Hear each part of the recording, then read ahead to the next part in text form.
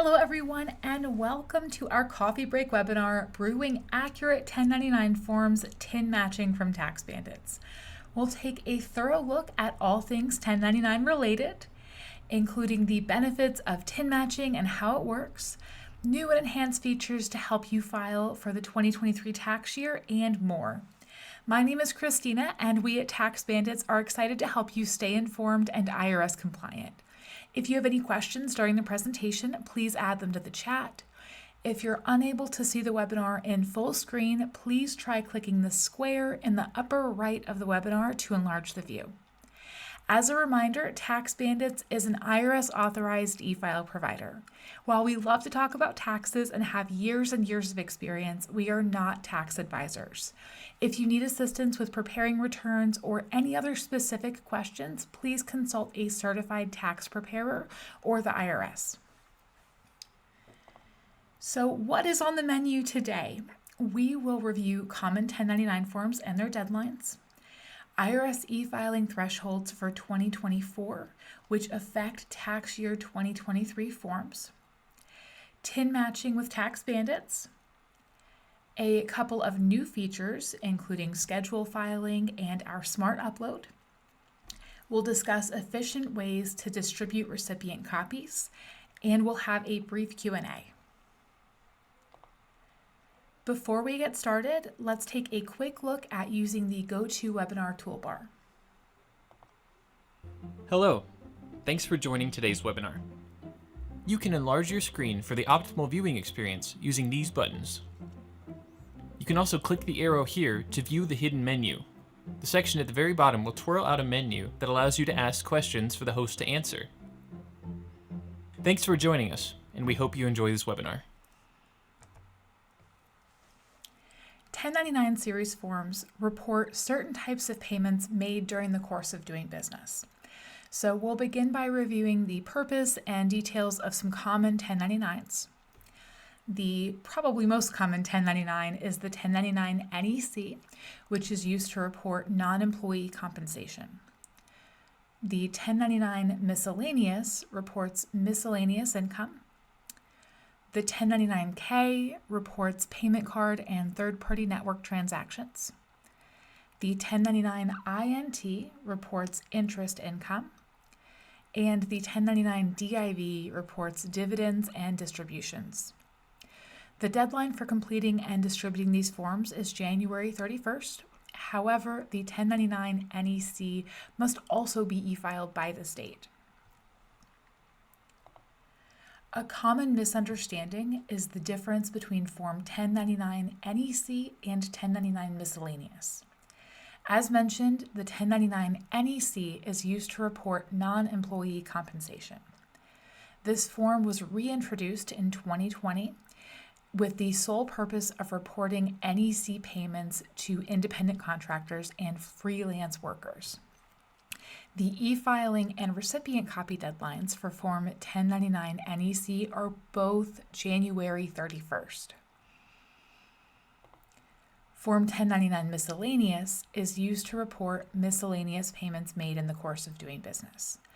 This form was previously used to report non-employee compensation in Box 7. However, from tax year 2020 and forward, this is no longer the case. Examples of miscellaneous payments that could be reported on Form 1099 miscellaneous include rents, awards, payments made to an attorney, fishing boat proceeds, crop insurance proceeds, and more. The e-filing deadline for Form 1099 miscellaneous is March 31st. However, again, it's important to note that the recipient copy deadline for this form is January 31st. As many of you have probably heard, the IRS has initiated a new e-filing threshold that will affect businesses during the 2023 reporting season. The threshold is now 10 forms collectively. This threshold was formerly 250 forms and not collective. To give you an example of what we mean by collective versus not collective, With the changes to the threshold, if you are filing 9 W-2 forms and 9 1099 forms, that is 18 forms total, meaning that e-filing would be required. This will affect even the smallest of businesses, making the shift from paper filing forms to electronically filing forms a requirement for many. This may sound daunting initially, but electronic filing has many benefits that will simplify IRS reporting in the long run. Just to give you a couple of statistics, 21% of paper tax forms have errors, while less than 1% of electronic forms have errors. Not to mention, 4 weeks is the average time it takes the IRS to process a paper return, versus e-filing, which can have an update in as little as 24 to 48 hours. So what's new and enhanced for the 2023 tax season? Unlimited TIN matching, an enhanced and customizable client portal, our smart upload tool for importing Form 1099 NEC details, our W-9 manager, and the option to schedule your filing. Another exciting new feature available in TaxBandits is TIN matching.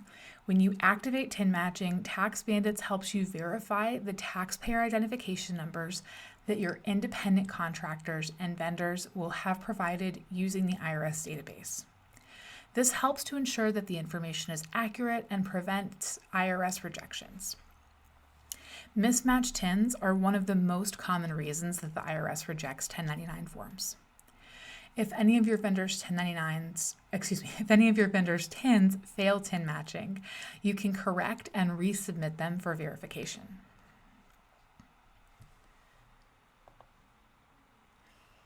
The schedule filing feature allows you to schedule the date that your forms are distributed to the IRS.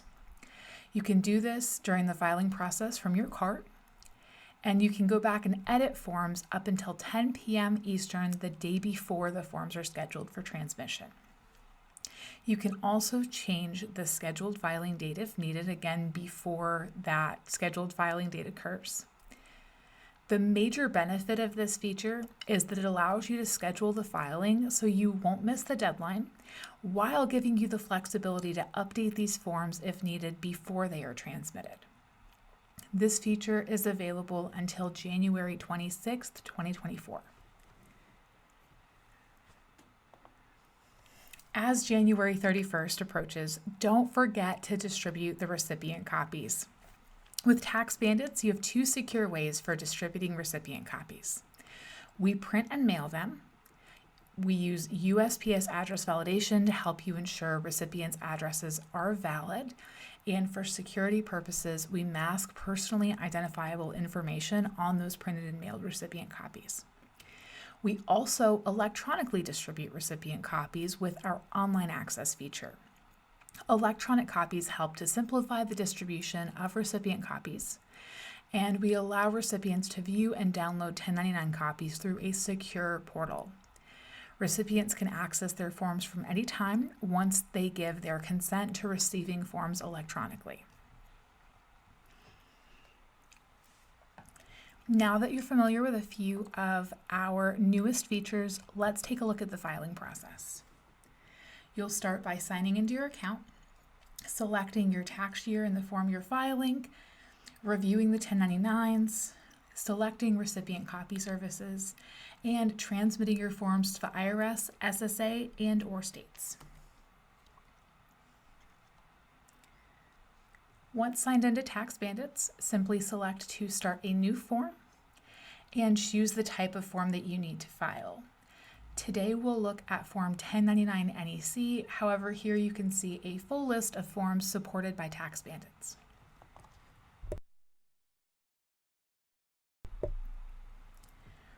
We will then select the tax year that we're filing for and how we will bring the data into TaxBandits. You do have the option to create forms manually or import form details using one of our many integrations. But let's take a look at the Smart Upload feature for today.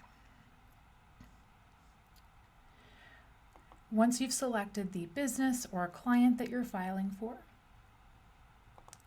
you'll see a quick preview of that business's details and can edit if needed. Otherwise, we'll save and continue, and you'll start to see our USPS address validation, again, just ensuring that the address is complete and valid.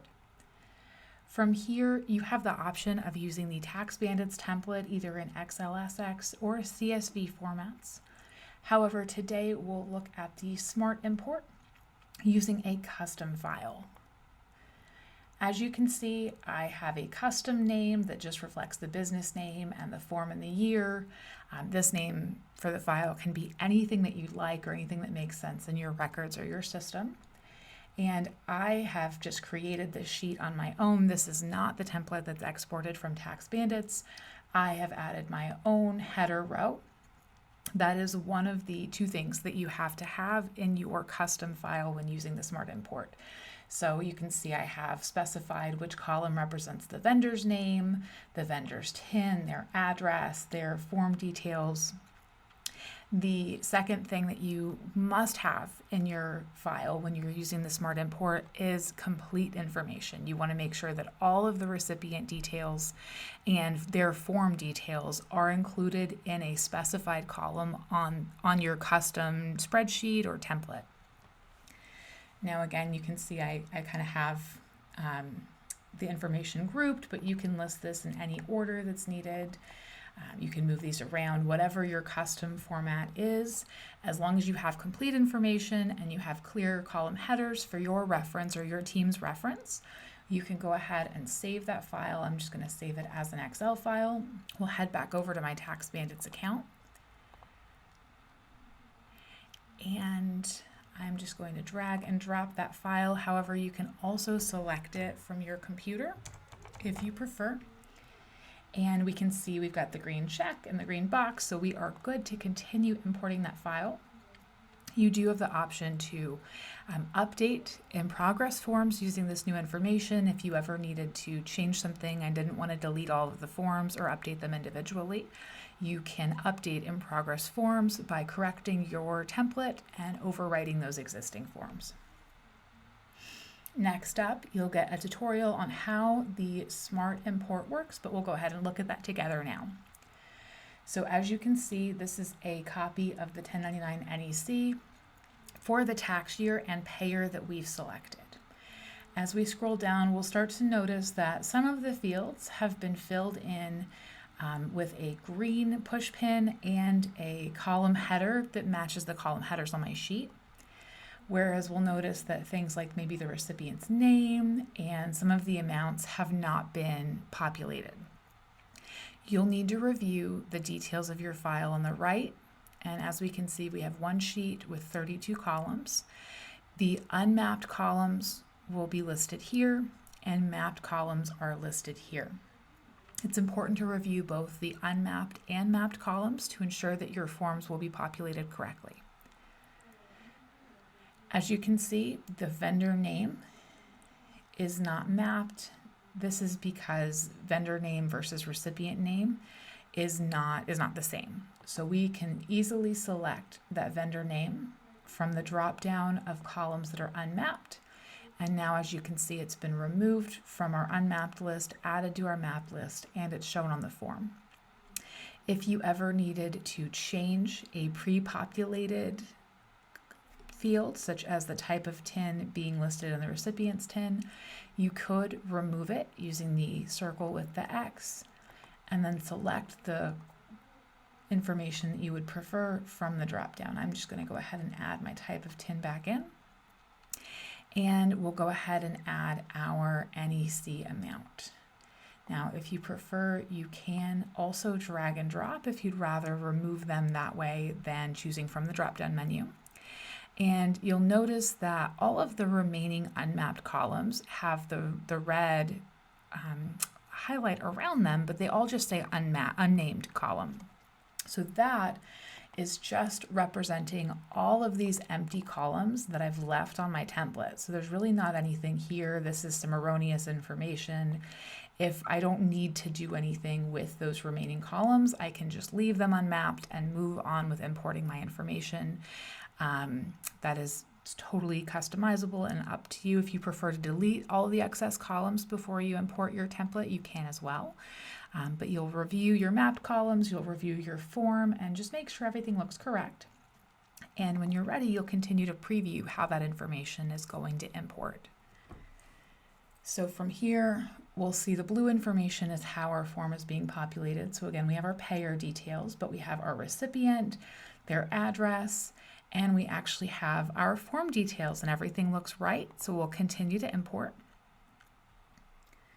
Now, if you need to complete state filing, you can add state details or state columns to your custom template. If you have a report that already has all that information, that can be imported as well. I don't have any in my custom template, just to give you an example, but you can import that if you prefer, or if you need to file with states.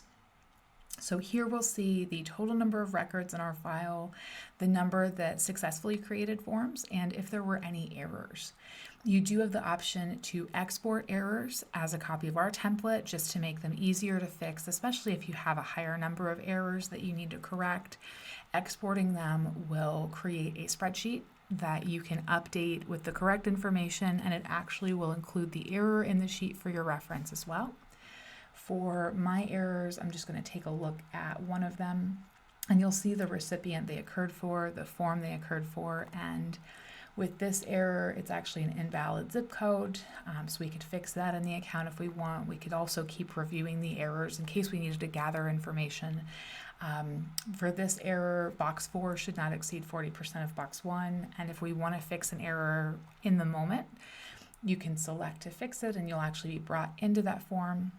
And we can see that box 1 and box 4 are the same, which is obviously not correct. So we can just go in and check our records, and then we're able to update this form and save and continue. Again, you'll see that USPS address validation, and we'll continue with updating the address as well. And as you can see, I now have one form with an error and 11 that were successfully created. If you don't have the remaining information now but want to continue with scheduling or transmitting your forms, you can. We'll just continue filing and acknowledge that we're going to skip that error for the moment. Now that will stay with you. It'll continue to be viewed on the pages throughout the filing process, and you can see I actually have a few from prior uploads as well that I can go in and fix at any time. But if I want to continue filing these forms for now, I can also. So under Review and Select Services, we'll see again the business and tax year we're filing for, and the forms and recipients that we're filing for. Now, of course, TaxBandits is handling federal filing. As mentioned, we'll also handle state filing as needed. If that state information is included on the forms, you'll actually get a breakdown showing you states that are required versus not, or states that participate in the CFSF program.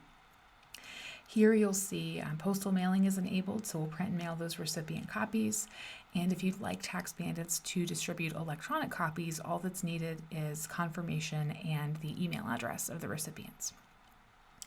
Now we will continue filing, and from here we're just going to quickly review the total for box 1 for all of our forms, the total for box 4.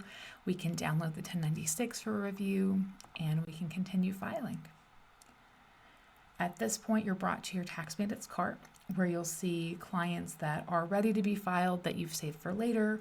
If you're not ready to file for this client, you can save it for later as well.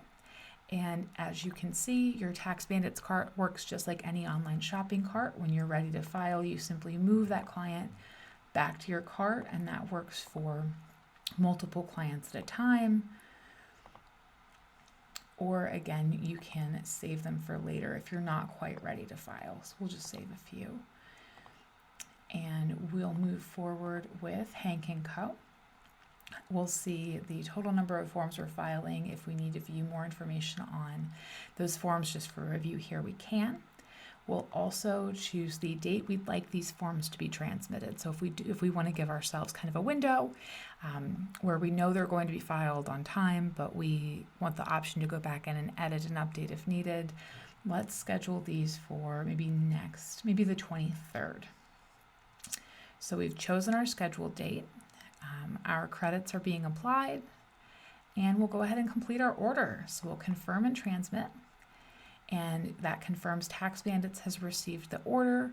At this point, the forms are scheduled, and we can go in and edit those or update them at any point, again, until 10 p.m. before our scheduled date.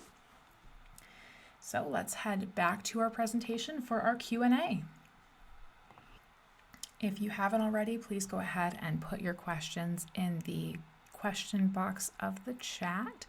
And I'm just going to review. We have a couple already. Our first question is, if I schedule forms to be filed at a later date, can I edit them before that date? Yes. Yeah, as long as it's before 10 p.m., the date prior to your scheduled date, you can go in and edit those forms and then reschedule them to be filed once you've updated them. Our next question is, does it matter what I name my column headers in my personal Excel file? When you use the Smart Import, the names of the column headers are up to you. The main thing is to make sure that you know what information the column header represents so that you can map it to the correct field on your form. Okay, I think we have time for one more question. This question is saying that they joined late, so will a recording of the webinar be available? And yes, that's definitely a common question. Everyone just likes to have a recording for their reference. We will email everyone in attendance a recording of the webinar. And we are out of time for today. I want to thank everyone for joining us for our coffee break series. If you haven't seen the past webinars in this mini series, go check those out on our YouTube channel. Make sure to register for our webinar next week. It is Serving Up Recipient Copies, TaxBandits Online Access Solution. So make sure, if you haven't already, to register on taxbandits.com/webinar. That is scheduled for January 23rd at 2 p.m. Eastern. And if you have any questions, please feel free to contact us. As a reminder, if you don't already have a TaxBandits account, now is the time. Go ahead and head over to taxbandits.com and create one.